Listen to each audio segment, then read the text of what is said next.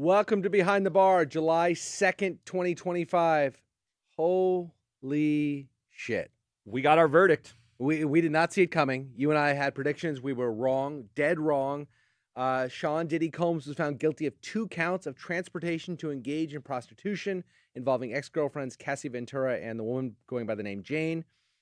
He was acquitted of the 3 most serious charges, racketeering conspiracy and 2 counts of sex trafficking, which carried the potential for life sentence. That's off the table now. Off the table, cannot be retried. He will not spend his life behind bars. Talk to us, Derek. We know what the jury said. What do you make of it all? Yeah, this was a jaw-dropping moment. I mean, we all crowded around as this verdict was read. This was the moment of anticipation. Where we were yesterday is a very different place than where we landed. Remember, yesterday the jury said, we've got a verdict on 2 through 5. And you and I discussed this, and we thought, well, those sound like they're leaning towards guilt, and they're just hung up on RICO. They said, we haven't reached a verdict on count 1, which was the RICO conspiracy. It seemed as if that there was maybe a holdout in favor of not guilty, and that it just took a little bit more time to convince that person to flip to guilty or leave that charge as a mistrial, a hung jury.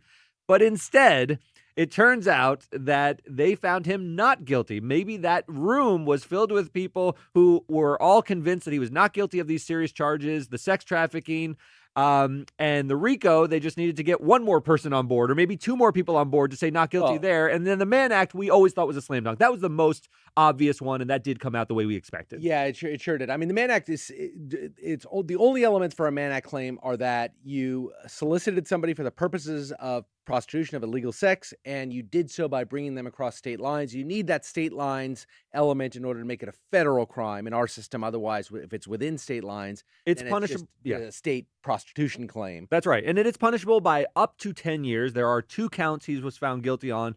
You could imagine, because they are very separate counts. One is with respect to all the prostitutes he brought in when he was with Cassie, and the other is for all the prostitutes who were brought in when he was with Jane. You can imagine them sentencing him consecutively. All that means is up to 10 years on each count. That would be a total of 20 years. In most cases, you hear that sentences run concurrently, and what that means is you stack them on top of each other, and he would only have 10 years and 10 years, but they'd be served at the same time, so just 10 years total. Yeah. What do you think is going to happen here? You and I have debated this a little bit. The jury has spoken, and they have spoken very powerfully. And the judge has to listen to what the jury said. The judge cannot say, well, I personally think he was guilty, therefore I'm going to enhance it. The judge has got to just play it by as if what the jury said is true. And he's supposed to. I mean, he is a human at the end of the day. He has developed, I'm sure, feelings of his own, but he should act, and he does have some latitude. He is a person who may now act in the sentencing phase of this trial with a bit of discretion. He has up to 20 years to play with. Now, it would be odd to get 20 years on just the Mann Act, unless he was trying to really stick it to him. He did it twice. There were apparently, according to the prosecutors filed a document today, there were 7 men who were transported across state lines for the purpose of prostitution. So there are 2 victims, but really you're not talking about the victims in this case. Right. You're talking about the 7 men who were transported, but still it's only 10 years per count. But he is a first-time offender. Now, it cuts 2 ways. He's a first-time offender, meaning the first time he's been convicted of this. But at the same time, it happened over a number of years. Yes. So I think the judge will weigh that. Typically a first-time offender is going to get a far lesser sentence. But in this case, he'd done it over so many years with so many different people. Maybe you lose the benefit of that. Yeah, this wasn't one tripwire where he had one freak off and a prostitute was ordered. This happened over a long period of time, and the judge will take that into account. It would be odd. He's already served about 10 months just being in prison during the pendency of this trial. He will get credit for that. That's time served, and there's nothing wrong with that. That's the way it should work. He was convicted, so if he gets 20 years, he'll only have to serve 19 and so forth. But he's never going to get 20 years. Prosecutors in their document today told the judge that at a minimum, he should get 41 to 53 months. That is roughly 3.5 years to 4+ years, 4 years and 5 months, I guess, minus the 10 months he's already served. Right. So if the judge takes the lower end of that recommendation, you're talking about in a couple of years, 2-3 years, he could be out. Yeah, so that is certainly on the table. Prosecution did say there's all these reasons to enhance upward from that sentence and get him up into the 6-8 years. But I think that's the most of what you're talking about here, 6-8 years. Yeah, look, the prosecution, this is a devastatingly embarrassing thing to have happened to the U.S. Attorney's Office for the Southern District of New York. This is a storied office. Of all the U.S. attorneys, That's big number ones one. come out of there. Rudy Giuliani has come out of there. James Comey has Jeffrey come out of there. Epstein. They Yeah. prosecute the biggest cases. They have some of the smartest lawyers on the planet, and they thought they had this case locked. They thought they had him on RICO and sex trafficking, or they wouldn't have charged him. They file cases that they expect to win. That is how this office operates, and this is a monumental loss. It really is, because to just get the Mann Act convictions, you didn't need the Southern District of New York prosecutors to do that. That was an easy case. So this, I think they are licking their wounds. Now, where do they go from here? So the first thing we need to talk about is Diddy now just free to walk out? Not quite yet. So as we are recording this, his lawyer, Mark Agnifilo, said, okay, here's the verdict. All he got a conviction is on the Mann Act, which is transporting prostitutes. That's not a serious offense. Therefore, he should be released until his sentencing hearing. Send him back to Miami to live in his home on Star Island, because he's obviously not the dangerous racketeer and sex trafficker that they've accused him of. Yeah. Where does that stand? So the judge is going to rule on this. They've both submitted briefs. We'll lay out the arguments a little bit. What does the prosecution say about that? So the prosecution says, look, first of all, under the letter of the law, and we can't really explain this, but it doesn't matter if we can explain it. It's the letter of the law. The Mann Act violations are categorized as violent crimes. Prosecutors say, because it's a violent crime, in order for him to be released pending sentencing, he must establish a very high standard to establish that A, he's not a flight risk, which I really don't think that he is much of a flight risk, and B, that he is not a danger to the community. That's a tougher one for him. That's really tough, and I think on balance it is tough. He seems to be, if we consider soliciting prostitutes, etc., a danger, and I think as a society we've chosen, we do think those as dangerous things. He's likely to do it again. As a matter of fact, on the night that he was arrested, he had arranged for, despite all the trouble he was in, he had arranged for a freak off with a prostitute in his hotel in New York. Yeah, that's right. Jane testified a lot about things that went on. She was with him after the investigation started. So much of her testimony was about how he was behaving after he was under federal investigation. And she said things were continuing unabated, basically. Yeah. He was living his life. Remember, in the hotel room, they found drugs. I mean, he was planning to continue living his life, or maybe having one last hurrah. The prosecutors have said, look, it's a violent crime under the Mann Act, but obviously the way he did it wasn't violent. So he may have to meet these standards. Well, I mean, they have to follow the law. Drag them across state lines by their hair, but he did. There was violence in the acts of the. I don't know. You know what I mean? There was violence. He perpetrated quite a bit of violence in the pursuit of his illegal goals. Yeah, right? I think that's fair. But so let's say they have to meet this standard. The flight risk, I agree with you. They're going to take his passport under any circumstance. They may put an ankle monitor on him. He's facing a few years in jail. He's going to come out. He's going to be a relatively young man. If he were to flee, he would lose all of that. He'd be a fugitive forever. Although some people do it. They would seize his wealth, that whole thing. But Roman Polanski, the example we keep bringing up, he faced decades in prison, Yeah.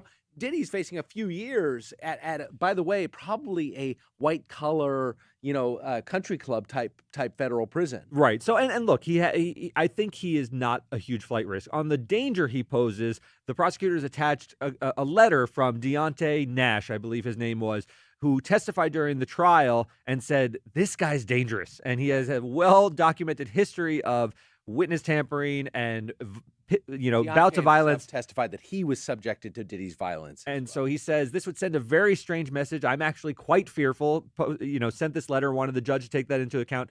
Cassie also submitted a letter, said, I'm worried that I'm in danger, that he is going to take revenge on this whole episode, destroying his career. Obviously, he's a devastated, broken man. He's still facing all the civil lawsuits. She's worried for herself and for the community as well. Do you think the judge will factor that in? It's clear the jury didn't buy all of her testimony, but this analysis to me is different. So I think it depends on what the judge wants to do. If the judge is inclined, based on sort of what we were talking about, of having some real hard feelings towards Diddy, it's hard not to sit in that courtroom day in and day out and think of him in a certain way.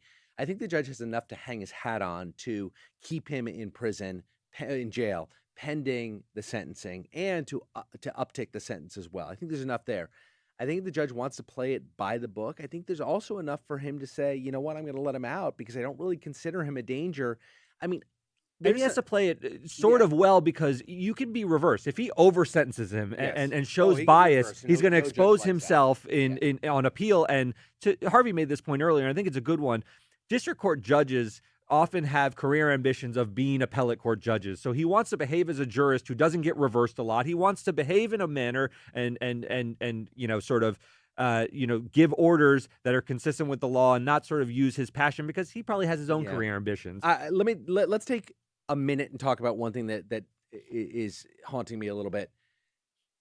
Prostitution, right? Yep. The only thing, this is a simple case of prostitution. Let's not make it anything more. It happens to be bringing people across state lines, but had he just gone across the county and gotten someone, it wouldn't be a crime. It wouldn't even charge with it. It wouldn't be a federal crime. It'd be a state crime. He wouldn't be charged with it. So I don't. It would still be illegal, but it'd be a lesser crime. Like prostitution crimes are not often. So you brought somebody across state lines. We're sort of in this mid 20th century mindset where we're less judgmental about sex and sex acts, and adults have the right to do what they want to do. Prostitution, I don't think is looked at with the same eye that it was 20 years ago or 60 years ago, certainly. Is there a case to be made that, for God's sakes, the only thing he's convicted of, I'm not saying the only thing he did, but the only thing he's convicted of are a few acts of prostitution, which is something, by the way, that thousands of people engage in every single day across the country and never suffer any jail time for? Are we at a point where we're like, over any 3.5 years for prostitution? It seems heavy. It's not like he ran a ring. He wasn't getting for other people. He was getting for himself and his girlfriend in what the jury determined was a purely consensual manner, right? They rejected the idea it wasn't consensual. So the jury's rejected. The judges got to take note of that. It was consensual acts of prostitution. I'm not saying he should go free, but prostitution, it's just, am I wrong to say it's just not that big of a deal anymore? Yeah, look, I think he will want to respect the jury's findings. His role in sentencing Diddy is to sentence him for what the jury found. Yes. And the jury only found that he transported prostitutes across state lines. For all consensual the other stuff, sexual acts. That's right.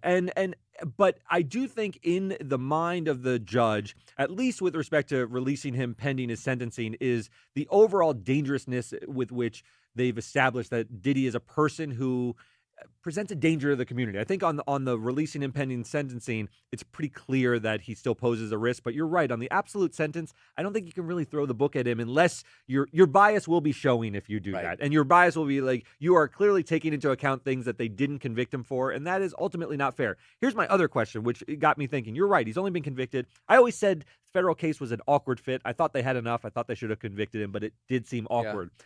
Are there any offenses, given the testimony and how little Diddy did to sort of run from the domestic violence? He did nothing. Yes. He even in his closing argument, they said Diddy is a man who has committed domestic abuse, but that's not what he's on trial for. If there's anything available, will a state prosecutor look at the case and say, we got to get some pound of flesh? This guy basically admitted to beating women, and they got nothing. I can see it. I mean, you'd have to rely on New York. Or I think that's where we really have the evidence. The video was, or Florida, where she said she was. I think. Yeah, but then you're just relying on one person's testimony. I don't know. You know, I really think it's the Intercontinental video. It's Cassie. Does Cassie want to testify again? I don't know if Jane's testimony was. We don't know, but was Jane's testimony rejected as to the violence she says she endured, or rejected as to the force into Freakoff? All we know is the force. We just don't know. Exactly. Yeah. They said this was a transactional, consensual relationship, but they didn't say that Diddy didn't beat her. Yeah, I think it might be a fool's errand to go after him at this point. He feels so emboldened. I don't know. I mean, it depends what facts are there. You have statute of limitations problems all over the place. It's really tough. Derek, do you think if this is let's go to some questions. Yeah. Will be me for Eva forever. Come on, lame-o. Sorry. Do you think if Diddy's trial was in a different state, he would be found guilty on all charges? I don't think so. New York's a pretty liberal state. I don't think it's any different anywhere else. Yeah, I consider federal trials roughly the same in all areas. Are people more cosmopolitan in the New York jury pool? I remember Jamie Schramm, our news director, said this. I don't think that's what factored in. A lot of pervs in New York? Yeah, he's like, hey, they're pretty worldly, so they know what a group sex looks like. I don't think that's what went on here. I just don't think they believed that these relationships were the product of force. I think they really hung a lot on Cassie's text where she said, I'm down for a freak off whenever. And then Jane. And then Jane is still with him. Jane's still living in an apartment that he pays for. I think they took that into account. Yeah. Seashells Prosperity says, how much do you think the bail will be? So Diddy's team has proposed $1 million bond. They have said, $1 million bond. My mom will co-sign. Other relatives will co-sign. I'll only go between California, New York, and Florida. I'll surrender my passport. You can drug test me. So that's what he's proposed. They're going to be no less than that. The judge might make it $10 million, but at the end of the day, the money is not. Maybe put an ankle monitor on him. Yeah, something. he'll for sure have that. Yeah. Kazi V says, if there are no worries, why do they refuse to give him bail for months? This is what I've been saying. I don't think the analysis of keeping him locked up during the pendency of the trial has changed.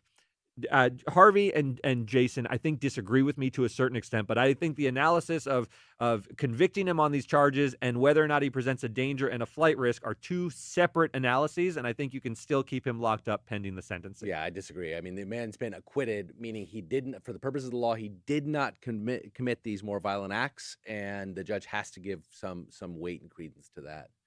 Gail said, what did Diddy do? Facial expressions, reaction to verdict when it was read. There have been some sketches that he dropped to his knees, that some reports that he turned around to his family and said, I'm coming home. Yeah. So I think he was quite excited. Yeah. Roblox Girlie says, what about the guns with the serial numbers? These are all crimes that wasn't charged with it. We're not charged. Not even a predicate offense about guns. And by the way, we always talked about the guns with the serial numbers off. You're going to have a chain of custody issue there. You have to show that Diddy knew those guns were there, owned those guns. There are people within they were illegally every sort of entourage who are going to take the fall for him. It's very hard to trace those things back to. They didn't even go after it. Trish M says he should get time served. Look, that is did you see the displays outside the courtroom? People were spraying baby oil around. There was a lot of excitement. No, they were celebrating and jumping around. One woman just flashed her breasts. It was something. It was a spectacle. So we asked a poll. We said, are you satisfied with the Diddy verdict? 913 of you have voted. Yes, you are satisfied with it, 47%. No, not satisfied with it, 52%. It's closer than I thought. But 52% say the jury got it wrong. Yeah. Say that they've missed the boat. I wonder if we could go deeper into that poll. Is the belief that the RICO was wrong, or just the sex trafficking, or how you really feel? To me, the RICO, I was willing to say maybe that's an overcharge. He's not a mafia boss. The sex trafficking, I thought they did a good enough job. It was stunning to me. All right, so Derek and I have set up Behind the Bar. We've had it for years. We brought it back as an everyday thing for the Diddy trial. We're going to continue to do it through the sentencing and into next week. After that, we got plans, so don't go anywhere. Keep coming back, listening to us, listening to our more legal analysis with these two yokels. That pretty much. All right, guys. Thanks very much. Have a good 4th of July weekend.